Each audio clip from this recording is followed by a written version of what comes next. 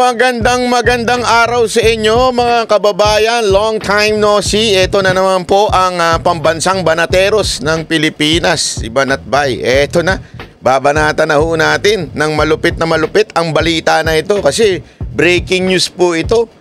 Breaking news at nag-resign na po ang ating Vice President Sara Duterte sa kanyang bilang DepEd Secretary at saka sa NTF-ELCAC. Nako, ano kaya ibig sabihin nito? Ito, basahin po muna natin ha. Ipapaliwanag ko sa inyo kung ano mga sa tingin ko ay nangyayari at mukhang magandang ano ho ito ha. Panoorin po na, basahin po natin ito. Ito yung kanyang statement. At 2:21 today, naku po, patay tayo dyan. June 19, Vice President Sara Duterte went to Malacanang and tendered her resignation as member of the cabinet. Naku po, patay tayo dyan. Naku, yari kayo. As a Secretary of the Department of Education and Vice Chairperson of NTF-ELCAC, effective today, July 19, 2024. She declined to give a reason why she would continue to serve as Vice President. Alam nyo, para dyan sa isang malupit na palakpakan. Hindi, alam nyo kasi ano ho ito maganda ho itong senyalis na ito. Maniwala ho kayo sa akin, napakaganda hong senyalis nito. Dahil ano ba ibig sabihin ito? Bago natin ipaliwanag kung ano ibig sabihin nito, ipaliwanag muna natin ano ba yung kanyang binitawan o yung kanyang pinagresignan.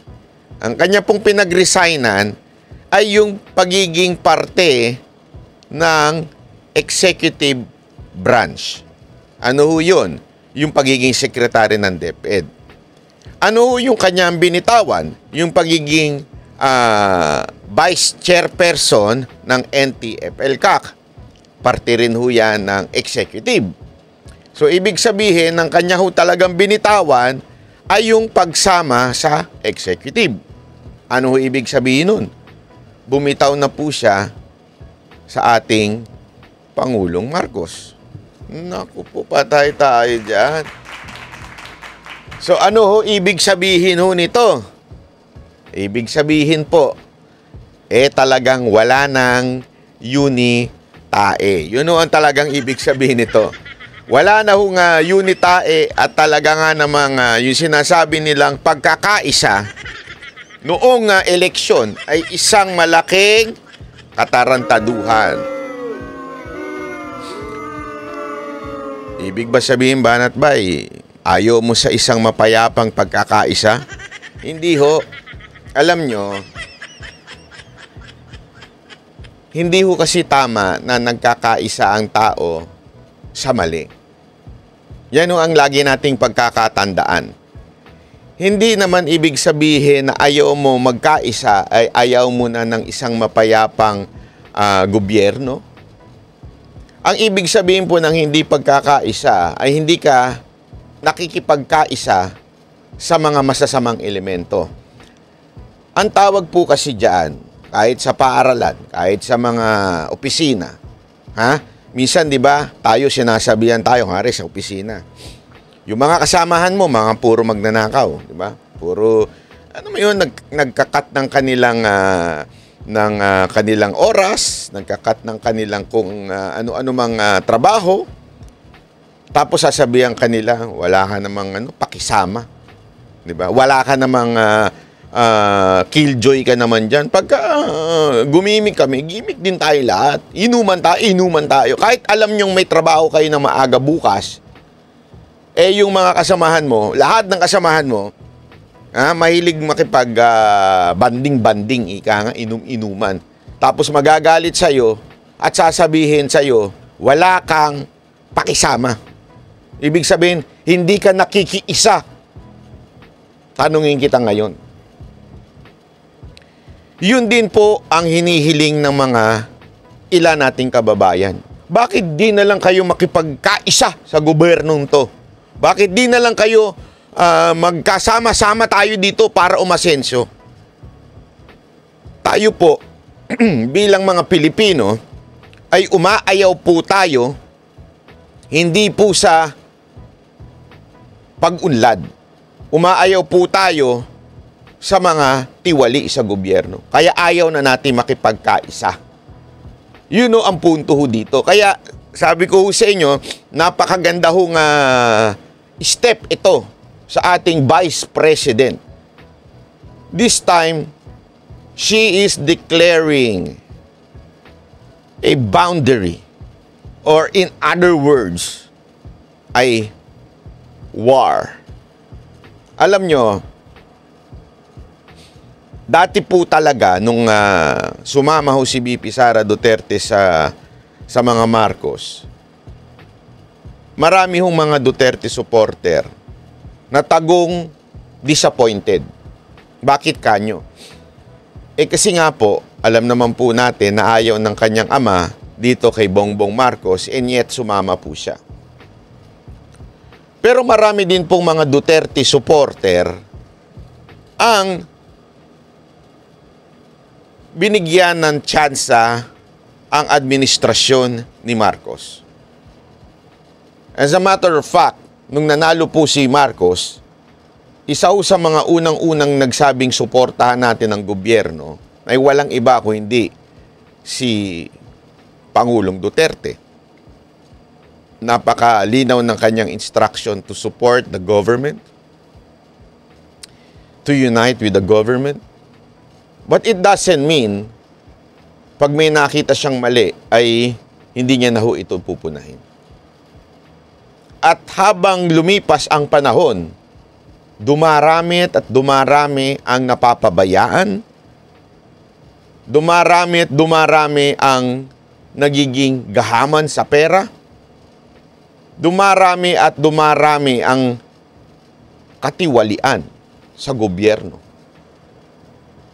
At ang resulta po nito, walang iba kundi ang kagutuman sa bawat Pilipino. Tandaan ho natin, tayong bansa ay napakayaman sa lahat ng bagay. Talento, likas na yaman, lahat to ay tayo ay napakayaman. Ngunit dahil sa mga tiwaling government official, tayo ay naghihirap. Yung mga proyekto ay nagiging substandard dahil kinakatkong ho ng mga nasa gobyerno. Yan o ang katotohanan na hindi ho natin pwedeng i-deny. Kahit itanggi nyo ng itanggi yan, kitang-kita natin ho yan sa karsada. Hindi pa sira, ginagawa na. Di ba ho? Yung mga hindi natatapos na proyekto, yung mga substandard na proyekto. Hindi ko sinasabing wala nito dun sa mga nakarang administrasyon. Ngunit, ngayon ho ay palala ng palala. At nakikita natin hindi ho yan nilalabanan. Yan ho ang importante ho eh. Kasi sa laban ng kasamaan, okay lang naman na, sabihin, tanggap naman natin na lahat ng administrasyon ay may kasamaan. Ngunit dapat ang presidente ay dapat to lumalaban dito. Ang gobyerno ay dapat nilalabanan ito. Ang mga kawani, opisyal ng gobyerno ay nilalabanan ito. Pero tila, yung iba pang mga sekretary ang pasimuno nito. Kitang-kita ho natin yan sa mga nakaraang araw. Kaya nga ho, ang inaantay ng lahat ng mga Duterte supporter at ng lahat ng mamamayang Pilipino na pagod na, sawa na sa kahirapan, naiinis at galit na sa mga mapang-abusong politiko, ang lahat po'y nag-aantay ng isang leader na tatayo para sa kanila. Naniniwala ako na ito ang simula, itong pag-alis ni VP Sara Duterte. Alam nyo, si VP Sara Duterte, if you would follow her, ito po ay napaka-honorableng tao. Ito po ay merong respeto, ika nga. kahit ang kanyang ama ay may batikos sa Pangulo, kahit ang kanyang ama ay may batikos sa gobyerno, dahil membro ng gabinete ho itong kanyang, itong si Vice President Sara Duterte, never ho siyang bumanat sa Pangulo. Tandaan ho natin yan. Ngunit this time, na hindi na siya parte ng gobyernong ito. Sa tingin ko, ito'y aking opinion lamang. Simula na ho ito ng kanyang pagpuna sa mga mali. Maaaring napuno na ho siya. Napuno na ho siya sa mga nakikita niyang mali. Lalong-lalo na ang ginagawa sa kanyang bayan o sa kanyang pinagmulan na Davao. Kita naman po natin ang abuse of power ng kapulisan diyan sa Davao, ng DILG diyan sa Davao. At yan po ang isang dahilan kung bakit malamang napuno na ho si VP Sara Duterte. Alam nyo mga kababayan, may kinaugnayan po ito doon sa pagbatikos ni Mayor Baste kay Senator Go. Si Senator Go, alam naman po natin, ay talagang pinakamalapit na kaalyado ni Pangulong Duterte. Kaya nga po malamang medyo nainis or na-realize ni Baste na tama na. Naintindihan namin yung posisyon mo bilang senador at bilang isang re-electionist. Kaya nag-play safe ito si Senator Bongo. Kaya niya siguro sinabi ni Baste na gusto niyang marinig ang mga taga-Davao. Malamang hindi lang po si Senator Bongo yun. Malamang pati si Bato na nanilbihan din sa Davao, ay malamang hinihingan din niya ng tinig. Ibig bang sabihin na hindi na ho kaalyado ang si Senator Bongo at si Bato? Sa akin, hindi naman po. Ako naniniwala na kaalyado pa rin po sila. Pwede rin Senator Baste. Mayor Baste, nagsasalita hindi bilang isang Duterte. Nung sinabi niya ito, nagsasalita siya bilang isang mamamayan ng Davao. Ibig sabihin po, nagsasalita siya bilang Davaoenyo. Na tila nagtataka siya bakit napakatahimik ng mga inaasahan nilang mga senador na binoto nung nakarang eleksyon.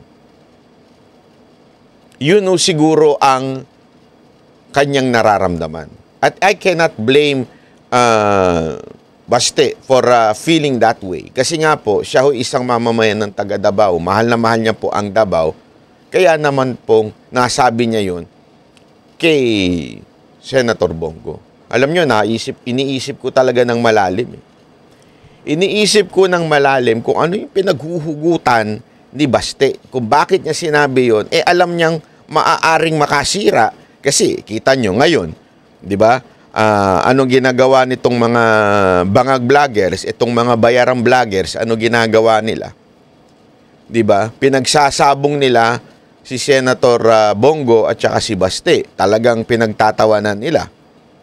Iniisip ko bakit niya sinabi 'yon. Alam mo, simpleng-simple lang ang dahilan diyan. Ang mga Duterte po kasi, particular ho, etong si Baste, hindi po ito politician. Maniwala ho kayo, sa ilang beses na po naming na-interview itong si Baste, isa masasabi talaga namin dyan, hindi po ito politician. Kung ano'y nararamdaman niya, sasabihin niya, kahit tamaan yung kaibigan niya, kakilala niya, babanatan niya. Hindi po ito politician to the point na sa kanya lang, kung ano lang yung totoo. Huwag na nating pagandahin, huwag na nating maging mabulaklak yung ating sinasabi kung ano yung totoo. Wala nang kaarte-arte. Ika nga. Ganun ang mga Duterte kasi. Kaya nga nakuha ni Baste yung talagang ni Pangulong Duterte. Ngayon, Doon sa kanya sinabi na bilang isang Dabawenyo at pinupuna si Senator Bongo, anong kinaugnayan nito kay VP Sara Duterte? Alam nyo, ito lang masasabi ko sa inyo. Kung si Pangulong Duterte, ang kanyang kryptonite o yung kanyang weakness, ibig sabihin somehow yung lumalambot ang kanyang puso, si Pangulong Duterte, walang iba kung hindi si VP Sara Duterte. Mahal na mahal po kasi ni Pangulong Duterte si VP Sara Duterte. At kita nyo naman, ilang speech niya. Yan, nag-uusap sila, kikwentuhan sila. Pero pag bumanat na daw si VP Sara Duterte, doon lang. Lahat ng tapang ni Pangulong Duterte, si VP Sara Duterte lang ang nakakahinay dyan. Ako naman, ang tingin ko, sa sobrang tapang ni VP Sara Duterte, matapang na tao yan, hindi rin yung plastic. Yan ay talagang may paninindigan. At alam yan ng mga taga Davao, mas stricto nga daw yan kesa kay Pangulong Duterte. Pero kung meron mang, hindi naman kahinaan, pero kung meron mang kalambutan ng puso si VP Sara Duterte, walang iba kung hindi si Baste yan. Yung kanilang bunso.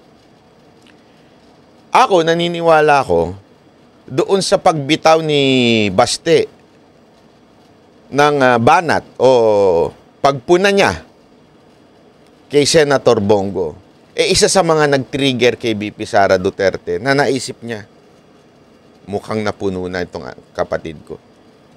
Mukhang, na siya, mukhang talagang lalaban na, talagang ayaw niya yung nangyayari sa Davao. To the point, yung closest ally ng kanyang ama, ay pinitik niya na. Ibig sabihin, kitang-kita ni VP Sara Duterte na napuno na si Baste.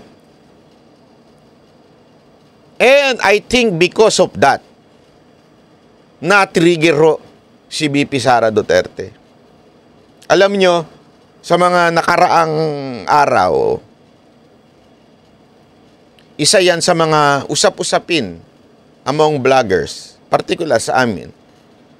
Sabi nga namin lagi, pag nag-uusap kami, ano ba ang ending na maisog? Ano ba kasi we are all frustrated and yet we know we are powerless. Mahirap kumalaban sa gobyerno. Mahirap kumalaban sa maling mga tao na nasa loob ng gobyerno. Ibig sabihin po talaga nga namang para ho tayo lahat na sumisigaw ng wala. Kasi nga po, ang hirap kalaban ng gobyernong ito. Pero tuloy-tuloy pa rin po tayo. 'Di ba? Kasi ang gobyernong ito, yung pagsigaw mo na nga lang, gagawang pa ho nila ng kung ano-anong pagpigil. 'Di ba? Kung hindi ka dedemanda, ikaw naman ay pipigilan na mag-rally, lahat to gagawin nila. Kung hindi man ikaw pigilan mag-rally, yung iba namang mga opisyal ay sinususpende.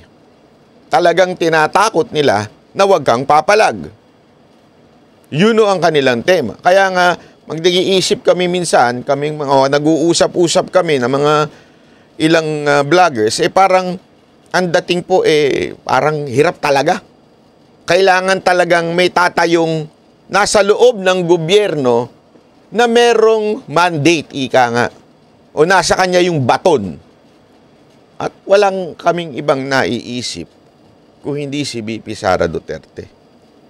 Siya ho talaga ang may mandato. Kita nyo naman yan sa mga survey, ay siya po ay sobrang taas. Trust rating sobrang taas. Higit pa sa Pangulo. Ibig sabihin po nun, kahit anong paninira nila, nananahimik lamang si VP Sara Duterte kahit they are hiring bloggers to discredit VP Sara Duterte. Gumagasto sila ng limpak-limpak na salapi ng taong bayan para siraan si VP Sara Duterte. Tahimik lang ho yung ali. Kita nyo naman, araw-araw bumibira mga bangag vloggers sa pangunguna ni ni Tae. Kitang-kita nyo naman ang kawalang niya ang yun. And yet, hindi ho umiimik si Vice President Sara Duterte. Pero, this time, I think it will start. Kasi nakita niya na, ginagago na ang bayan niyang Davao. Pero hindi lang ibig sabihin nun dahil sa nagagalit siya, inaano ang Davao. Paano naman ang buong Pilipinas? Hindi ho yun. Sa tingin ko, napuno lang siya kasi sobrang pinagtitripan, pinagpa-power trip na ho ng gobyernong ito yung kanyang lugar. Ibig sabihin tinatarget na ho siya. Nagsasaper na ho yung kanyang lugar dahil gusto lang i-discredit ang kanilang pamilya. Alam naman po natin ang balak ho nitong Prime Minister natin. Yung Prime Minister natin na hindi manalo-nalo sa eleksyon sa pagka-nasyonal, kaya gumagawa ng hakbang para siraan ang mga Duterte at talagang nadadamay na po ang buong Davao.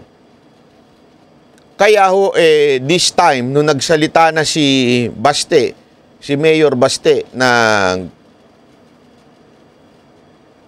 napupuno na siya dahil yung mga kaalyado ay hindi nagsasalita. Malamang nakita ho yun ng kanyang big sister, o kanyang ate, na parang, uy, napuno ng aming bunso. Mali na ho itong nangyayari. Alam nyo, ang mga Duterte, kung maaalala ninyo, baka kasi akala ninyo sensitive ang mga Duterte, ba't pumapalag si Baste? Hindi. Tandaan ninyo, from 2016 to 22, araw-araw binabanata ng mga pinklawan itong si Pangulong Duterte. Nakarinig ka ho ba ng depensa sa kanyang mga anak? Wala.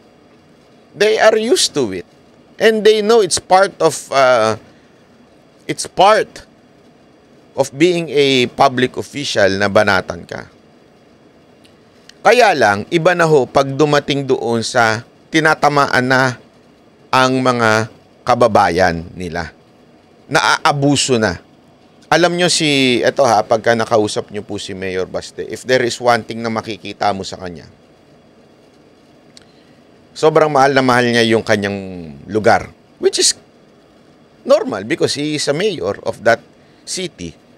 Diba? Mahal na mahal niya ho ito. At sa sobrang pagmamahal niya, talagang yan lang lagi niyang bukang bibig.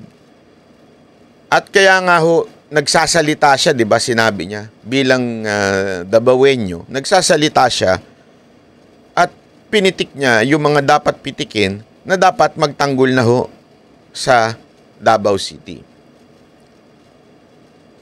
Alam nyo, hindi ho ito laban ng Duterte at ng Marcos. Kasi yung iba dyan, ipinapackage na ganun . Laban to ng Duterte at Marcos, hindi ho. Paulit-ulit na sinasabi ni Pangulong Duterte na wala siyang planong pabagsakin etong si Marcos. Hindi niya kaaway si Marcos. Dinawin ho natin yun. Hindi ho natin kaaway si Marcos. Kasi ang problema sa atin, yung iba ginagawang laban ng Marcos at Duterte. Ito hindi ho. Ito ho'y laban sa mga kahirapan, pang-aabuso ng mga public officials. Kaya nagdudulot ng kahirapan, problema sa society natin, yung mga palayong gap between yung mga mayayaman at yung mga mahihirap. Lumalaki na lumalaki ang gap . Kasi nga po, habang kumikita ito mga public official natin, naghihirap ang mga bawat Pilipino. Yun ang usapin dito. Ngayon, kung mapitik man si Marcos from time to time, it is because wala siyang ginagawa sa ilang mga pulisiya ng gobyerno o di kaya sa kanyang mga tauhan. Yun ang dahilan nun. But definitely, hindi ho gusto ni Pangulong Duterte na maalis ho si Marcos. But, again, maybe sa tamang panahon, pag magtuloy-tuloy ang abusong nangyayari ngayon ng ilang public official at hindi ho ito sitahin, eh malamang at sa malamang, eh may mangyayaring hindi maganda. At ito na nga ho ang sa tingin kong simula. Simula ho ng merong tatayong leader para ho sa pumapalag po sa mga katiwalian sa gobyerno. Alam nyo, itong inaantay ng mga mamamayang Pilipino. Kasi alam naman po natin, pag tanong nyo sa lahat to, itanong nyo ho yan sa karsada, whether they are for Duterte or for Marcos, hindi ho yun ang question dyan eh. Itanong nyo ho yan sa karsada. Tanongin nyo, kausapin nyo ang tao, kamusta ang buhay mo? Umayos ba itong nakaraang 2 taon? Gumanda ba ang buhay mo nitong nakaraang 2 taon? O lalong humirap? Kamusta? Kamusta kayong mga OFW? Mas dumali ba ang buhay ninyo pagbalik niyo sa Pilipinas, pag bumabalik kayo at umaalis kayo sa Pilipinas? Mas dumali ba o humirap? Sa itong nakaraang 2 taon, kayo ho ang magsabi. Hindi ho ito between Marcos and Duterte. Ito ho yung, kamusta ka? Kamusta yung bilihin mo ngayon? Kamusta yung bayarin mo ngayon sa kuryente? Kamusta ngayon yung bayarin mo sa pamasahe? Bayarin mo sa tubig? Kamusta? Hindi ho ito Duterte, Marcos. Yun ho kasing sinasabi nung iba. Ang dahilan at palusot ng mga bayarang vloggers, yung mga bayarang vloggers dyan ni Prime Minister, ang sinasabi nila, yung kahirapan, buong mundo naman nakakaranas niyan. Yung pagmahal ng gasolina, pagmahal ng ganito, ay buong mundo nakakaranas niyan. Alam mo? Yan ang isang kasinungalingan na ipinapakalat nila. Isang fake news yan. Alam niyo kung bakit? Tama naman, lahat po'y nakakaranas ng pagbagbagsak ng ekonomiya o di kaya pagmahal ng gasolina. Pero sa atin, doble-doble. Mas mabilis ang pagbagsak, mas mabilis ang pagbulusok, mas mabilis ang pagtaas ng ating utang kaysa sa ibang bansa. Hindi porket yung ibang bansa naghihirap, okay lang sa atin kasi lahat naman tayo naghihirap na. Hindi ho. Sa atin, triple ang paghihirap. Hindi nga lang siguro triple. Sobrang dami ang talagang tindi ng kahirapan sa atin. Compare mo sa iba. Kasi dun sa iba, naghihirap man. Pero yung kanilang productivity, yung kanilang sahod, subasamay sa pagtaas. Naghihirap man, dumadami naman ng trabaho. Ibig sabihin, nako-compensate naman yung hirap ng kanilang sahod o di kaya ng kanilang trabaho o kaya ng kanilang gobyerno. Sa atin, hindi. Humihirap lang talaga. Tapos, yung sahod, hindi pa tumataas. Minsan bumabagsak pa. Hindi lang po yun. Pati trabaho, nauubos pa. Ang dami nang nagsasara. Naintindihan nyo ibig ko sabihin? Ang layo ng comparison kung pupunta tayo sa details. Kaya lang, syempre, ang mga bayarang vloggers sa pangungunan ni Tae, kilala niyo yung mga mukhang Tae dyan? Marami dyan. Dito to, napakarami mukhang Tae dyan. Kaya yung kanilang kanilahong sinasabi ay halatang halata. Halatang halatang puro Tae lang ang lumalabas sa bibig nila. Kasi nga po, alam naman po natin, they are paid to say that. They are paid to protect. Tanggalin mo bayad niyan, pusta ko sa inyo, titigil yan. No? Kaya nga ngayon mga kababayan, etong ginawa ni VP Sara Duterte ay napakaganda.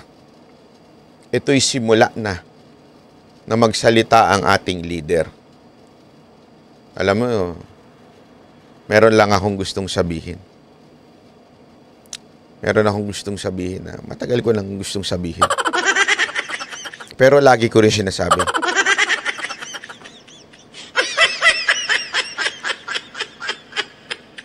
na sinabi ko ito noong 2022. Alam nyo ko ano? Yung I told you so. Diba? Sa totoo lang, sinabi ko naman sa inyo ito. Tapos yung kanilang kaisa-isang plataforma during the campaign. Isa lang naman yung kanilang plataforma. Naalala nyo yun? Yung may pinapasang tayo'y ganyan-ganyan. Alam mo kung ano yun? Ano yun? Ano ito? Sa TikTok nabibili ho ito. Nagbenta pa. Hindi, ito. Sa TikTok to nabibili. Yung electric pan nila. Yung pagkakaisa nila. Yun ang kaisa-isang plataforma nila. Wala pang 2 taon. Basag na. Diba? Alam mo, gandang timing nito para sa SONA. Palakpakan natin ang timing ng ating Pangulo at ating Vice President na si VP Sara Duterte. Dahil po dyan ay talaga nga namang trending yan, sigurado, ngayon. Ay, ito ho ang aking opinion lamang. Sana magkatotoo ang lahat ng nating iniisip na magkakaroon na tayo ng isang leader na tatayo para sa mamamayang Pilipino, para sa mga mahihirap, para sa tunay na pagbabago. VP Sara Duterte, kami po ay nag-aantay ng inyong pangunguna.